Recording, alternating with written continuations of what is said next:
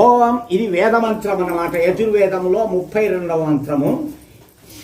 ఏనద్యౌరుగ్రాహ పృథివీ చ దృఢా ఏన స్వహస్తభితం ఏన నాకః యో అంతరిక్షే రజసో విమానః కస్మై దేవాయ హవిషా విదేమ.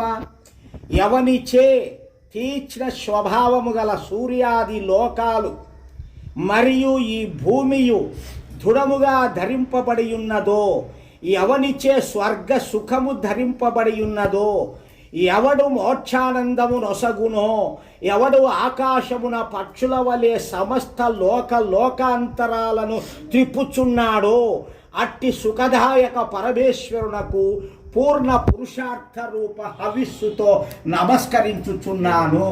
ఈ మంత్రము యొక్క భావం అంటే, వీళ్ళెవరు మీరు నమ్ముకొని లోకములో చూసే మనుష్యులందరూ ఇవి చెయ్యలే.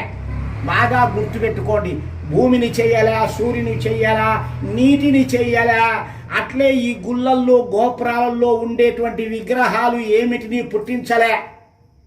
బాగా ఇది హేతువాదంగా తర్కవాదానికి సంబంధించిన భక్తి, మూఢాచార భక్తి కాదు. ఇది మూఢాచార భక్తిల్లో ఎవడు ఏది చెప్తే అది చేస్తూ ఉండడమే. దీనివల్ల ఫలితమేమి, మనకు లాభమేమి, పోనీ ఎట్లా వస్తుంది అని ఎవరైనా ఎప్పుడైనా అడిగారా?